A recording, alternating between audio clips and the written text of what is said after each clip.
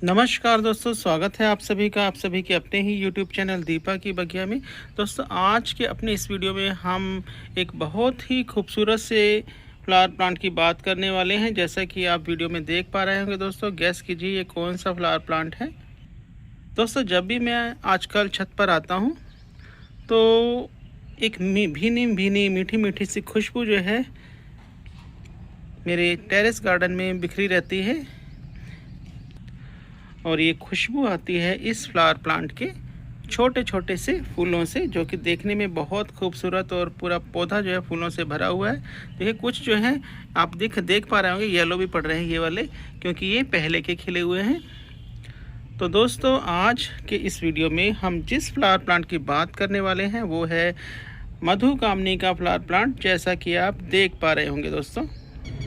दोस्तों, मधुकामनी, जिसे अंग्रेजी में हम ऑरेंज जैस्मिन के नाम से जानते हैं, इसके अलावा इसका एक और वैज्ञानिक नाम है। तो दोस्तों, इस फ्लावर प्लांट को मोराया पेनिकुलाटा भी कहा जाता है। यह जो फ्लावर प्लांट है दोस्तों, यह अपनी मनमोहक खुशबू वाले सफ़ेद फूलों के लिए जाना जाता है। यह भारतीय बगीचों का एक बेहद ही लोकप्रिय पौधा है, यानी कि भारत में बगीचों में, पार्कों में ये अक्सर जो है लगाया जाता है। दोस्तों, इस फ्लावर प्लांट की कुछ विशेषताएं हैं, चलिए बात कर लेते हैं इस फ्लावर प्लांट की कुछ खास विशेषताओं के बारे में। दोस्तों, इसके जो फूल हैं, जो फ्लावर प्लांट है, वह छोटे छोटे सफ़ेद गुच्छों में आते हैं, जैसा कि आप देख पा रहे हैं। देखिए, छोटे छोटे से गुच्छे लगे हुए हैं, छोटे छोटे से गुच्छों में आते हैं, जिसकी खुशबू बहुत तेज़ और मीठी होती है। ख़ास तौर पर रात के समय में यह बहुत ही तेज़ और भीनी भीनी खुशबू जो है छोड़ता है। इसकी जो पत्तियां होती हैं वो गहरे हरे रंग की होती हैं, चमकदार होती हैं और छोटी छोटी सी होती हैं। जो पत्तियां हैं पूरे साल हमेशा ही हरी भरी बनी रहती हैं, जो कि बहुत ही सुंदर बोनसाई के आकार में ये रहता है। अगर ये छोटा पौधा आपके पास है, जैसा कि आप देख रहे हैं मेरे पास है, ये हमेशा ही पूरे साल ऐसा ही रहता है। दोस्तों, बस जब सर्दियों का मौसम आता है तब थोड़ी सी पत्तियां इसकी पीली पड़ती हैं। ज़्यादातर मौसम में दोस्तों ये फ्लावर प्लांट ऐसे ही सदाबहार सा बना रहता है। दोस्तों, फूलों के बाद इस प्लांट में छोटे छोटे बेर के आकार के छोटे छोटे से लाल रंग के फल लगते हैं, जैसा कि आप देख पा रहे होंगे। ये फूल पहले खिले थे, तो इससे जो है देखिए ये छोटे छोटे से लाल रंग के इसके फल बन गए हैं, जिसमें बीज होता है। ये हरे हैं, बहुत सारे हरे भी दोस्तों इसमें लग रहे हैं। ये देखिए, ये भी हरा है। हरे वाले ज़्यादा दिख नहीं पा रहे होंगे क्योंकि वो अपनी पत्तियों के कलर के अंदर मिक्सअप हो गए हैं। तो दोस्तों, इस तरह से छोटे छोटे से इसके फल लगते हैं, जिसमें बीज बनता है इनका। दोस्तों, ये जो फल हैं वो खाने योग्य तो नहीं होते, लेकिन देखने में देखिए कितने सुंदर लगते हैं। बहुत ही सुंदर, अद्वितीय दिखाई दे पा रहे होंगे आपको। दोस्तों, ये बहुत ही अच्छे लगते हैं। बहुत सारे फल झड़ गए और मैंने इसे यहाँ से तोड़ लिया जब वो सूख गए तो, और उनको बीज के रूप में बो भी दिया है। वाकई में दोस्तों, ये देखिए कितने सुंदर, कितने प्यारे प्यारे छोटे छोटे से फल दिखाई दे रहे हैं, बहुत ही सुंदर और आकर्षक।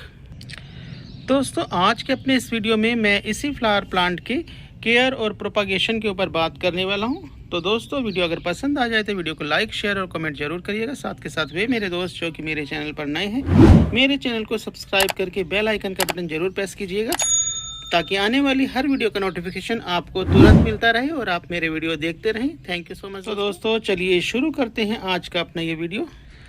तो दोस्तों, सबसे पहले हम इस फ्लावर प्लांट के केयर टिप्स के बारे में बात करते हैं। तो दोस्तों, सबसे पहले हम मिट्टी की बात करते हैं। दोस्तों, जैसा कि मैं अक्सर हर फ्लावर प्लांट के बारे में आपको बताता ही रहता हूं कि प्रत्येक फ्लावर प्लांट के लिए बहुत ही अच्छी जल निकासी वाली मिट्टी चाहिए होती है। अगर आप टेरेस गार्डनिंग करते हैं, मीन्स आप या तो ग्रो बैग में लगाते हैं अपने पौधों को, या फिर पॉट्स में लगाते हैं, जैसे कि मैंने लगाए हुए हैं।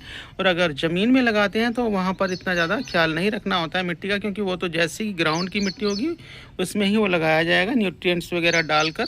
तो दोस्तों, हम पॉट्स की बात कर रहे हैं, तो हमें जो है बहुत ही अच्छी सी जल निकासी वाली मिट्टी तैयार करनी है, ताकि जो है पानी के अंदर पानी जो है ठहरे ना इसके अंदर, इसके पॉट्स के अंदर। क्योंकि आपको पता ही है दोस्तों, जब पानी जो है ठहरेगा इसके पॉट में तो मिट्टी जो है गीली रहेगी हमेशा। इससे क्या होगा, हमारा जो प्लांट है वो रोट का शिकार हो जाएगा, प्लांट की जड़ें गलने लगेंगी और आप फिर क्या होगा दोस्तों, प्लांट को संभाल नहीं पाएंगे। देखिए दोस्तों, मधुमक्खियाँ भी इस पर आ रही हैं। देखिए, ये है मधुमक्खी, छोटी सी बी, हनी बी बैठी हुई है, और देखिए किस तरह से रस चूस रही है एक फ्लावर के ऊपर से। देखिए, प्रकृति का अद्भुत नज़ारा कैमरे में कैद होते हुए, बहुत ही सुंदर प्राकृतिक नज़ारा।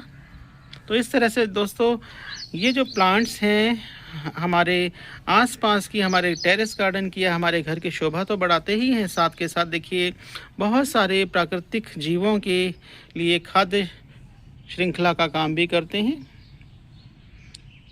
यानी कि बहुत सारे कीट पतंगे इनके रसों को चूस कर अपनी जो है तृप्ति करते हैं, अपनी भूख मिटाते हैं।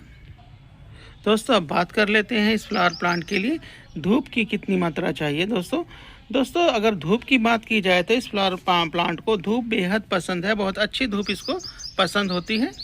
कम से कम दिन की 4 से 6 घंटे की धूप इसको बहुत प्रिय होती है। और इसको जो दोस्तों आप कभी भी सेमी शेड में मत रखिएगा, नहीं तो इसमें फ्लावरिंग नहीं होगी। तो कोई भी वैसे तो ज़्यादातर जो फ्लावर वाले प्लांट्स होते हैं उनको कभी भी आप शेड में मत रखिएगा, सेमी शेड में या शेड में वो फ्लावरिंग नहीं करते हैं। दोस्तों अगर इसको आप बिल्कुल छाया में रख देंगे और सेमी शेड में रखेंगे, सेमी शेड में इसमें कम फ्लावरिंग होगी, बहुत हल्की फ्लावरिंग होगी। और अगर बिल्कुल पूरी तरह शेड में रख देंगे तो शेड में तो इसमें फ्लावरिंग ही नहीं होगी और ये बहुत अच्छे से चल भी नहीं पाएगा, पत्तियों का कलर भी बदल जाएगा। देखिए दोस्तों फिर आगे मधुमक्खी। तो देखते रहिए, प्रकृति की सुंदरता का लुत्फ़ जो है, आनंद जो है उठाते रहिए दोस्तों। तो दोस्तों अब बात कर लेते हैं पानी जो है इसमें कब और कितना डालना चाहिए। दोस्तों जैसे कि आजकल हम देख रहे हैं अप्रैल का महीना शुरू हो गया है, आज 1 अप्रैल है। तो इस महीने में दोस्तों गर्मी शुरू हो जाएगी और आगे आगे चलकर बहुत तेज़ गर्मी ही आएगी। जब बहुत तेज़ गर्मी हो जाएगी तो सुबह शाम दोनों टाइम जो है इसको पानी आपने डालना है। लेकिन अभी अप्रैल के महीने में आप एक टाइम शाम को ही इसमें पानी डाल सकते हैं। पानी अक्सर दोस्तों शाम को ही डालना चाहिए, सुबह डालने की बजाय शाम को डालना चाहिए। अगर शाम को आपको टाइम नहीं मिलता है, सुबह डालना चाहते हैं तो सुबह भी सूरज निकलने से पहले डालना चाहिए, सूरज निकलने के बाद पानी नहीं डालना चाहिए दोस्तों। और पानी जो है आप देखकर मिट्टी चेक करके डालें। लेकिन अब जैसा कि मैं बता रहा हूँ कि गर्मियाँ तेज़ हो जाएंगी पूरे के पूरे नॉर्थ इंडिया में, ज़्यादातर वैसे इंडिया में गर्मी तेज़ ही रहती है। तो जब गर्मी तेज़ हो जाएंगी तो क्या होगा, इसमें जो है डेली पानी डालना पड़ेगा। और जब बहुत ज़्यादा तेज़ गर्मी हो जाएगी यानी कि सीवियर हॉट में आपको क्या करना है, इसमें दोनों ही टाइम पानी डालना है, सुबह भी और शाम भी, तभी ये पौधा जो है सर्वाइव कर पाएगा।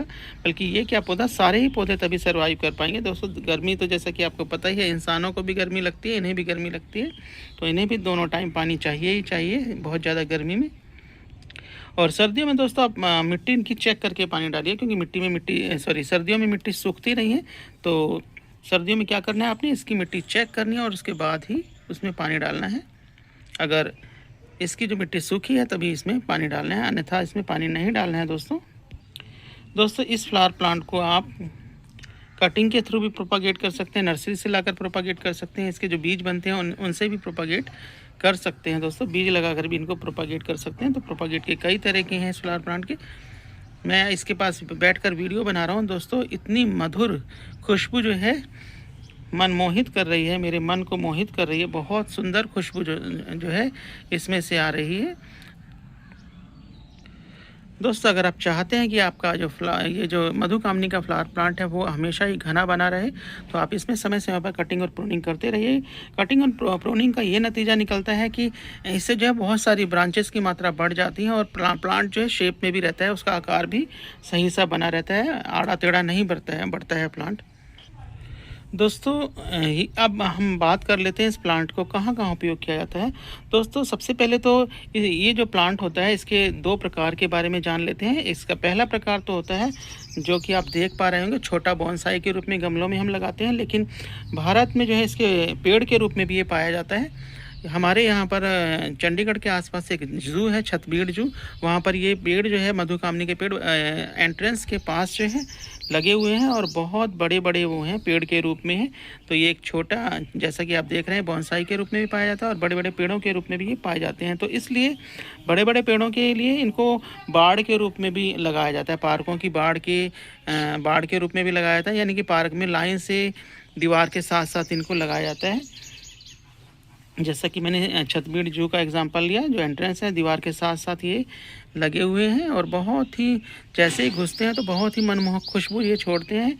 इनकी जो खुशबू है दिमाग को तरोताज़ा कर देती है, क्योंकि इस फ्लावर प्लांट को आसानी से कटिंग करके प्रूनिंग करके तराशा जा सकता है। इसलिए इसके द्वारा बनाई गई जो बाड़ है बहुत ही सुंदर लगती है। एक तो फूल इस पर आते हैं इसलिए बहुत सुंदर लगती है, दूसरा मनमोहक खुशबू छोड़ते हैं फूल, इसलिए भी बहुत ही अच्छी है। एक आदर्श बाड़ का ये काम करती है दोस्तों, यानी कि हैज के रूप में इसको लगाया जाता है। दूसरा सबसे बड़ी बात, इसको गमले में भी लगाया जा सकता है। इसके छोटे पौधे भी हमारे यहाँ पर उपलब्ध हो जाते हैं, उनको गमले में भी लगाया जा सकता है। हम जो है अपने टेरेस गार्डन में इसको आसानी से उगा सकते हैं और ये बहुत ही हार्डी फ्लावर प्लांट होता है दोस्तों। जैसा कि आप देख पा रहे होंगे मेरे यहाँ हमेशा ही बना रहता है सुंदर सा, ये कभी भी मरा नहीं है पौधा। ये अभी मैंने इसकी रिपोर्टिंग कर दी थी और कुछ नहीं किया, और इसमें जो है न्यूट्रिएंट्स खाद वगैरह सब डाल दी थी। खाद वगैरह का ध्यान और मिट्टी पानी का ध्यान रखना होता है दोस्तों, तो ये बहुत अच्छे से चलता है गमले में। दोस्तों इस फ्लावर प्लांट की जो पत्तियां हैं छोटी छोटी होती हैं और थोड़ी कठोर होती हैं। इस फ्लावर प्लांट की पत्तियां सख्त होने के कारण इसे बोनसाई के रूप में भी ढाला जा सकता है। इसको एक बेहतर सी एक अलग सी शेप दी जा सकती है, जैसे भी आप शेप देना चाहें इसको। तो दोस्तों ये जो फ्लावर प्लांट है बोनसाई के लिए भी एक बहुत बेहतर विकल्प है। घर की और टेरेस की सुंदरता बढ़ाने के लिए भी इसको लगाया जा सकता है बोनसाई पौधे के रूप में। दोस्तों अब बात कर लेते हैं इस प्लांट के कुछ खास बातें, कुछ खास इसकी विशेषताओं के बारे में। अभी हमने नॉर्मली इस प्लांट के बारे में चर्चा की, कैसा होता है ये प्लांट इस बारे में चर्चा की, लेकिन कुछ खास बातें ये हैं कि मधुकामनी का पौधा न केवल सुंदरता को बढ़ाता है बल्कि इसकी सुगंध वातावरण को तनाव मुक्त और तरोताज़ा कर देती है। अक्सर इसे मंदिरों और घर के मुख्य द्वार पर भी लगाया जाता है। इसके बड़े बड़े या बोनसाई के पेड़ घर के मुख्य द्वार पर भी लगाए जाते हैं। मंदिरों में तो ये अक्सर लगाते ही हैं, क्योंकि मंदिर का वातावरण वैसे भी बहुत ही स्पिरिचुअल सा वातावरण होता है और इसकी खुशबू जो है आध्यात्मिकता को और बढ़ा देती है, हमारे मन को शांत करती है, तनाव से मुक्त होते हैं हम।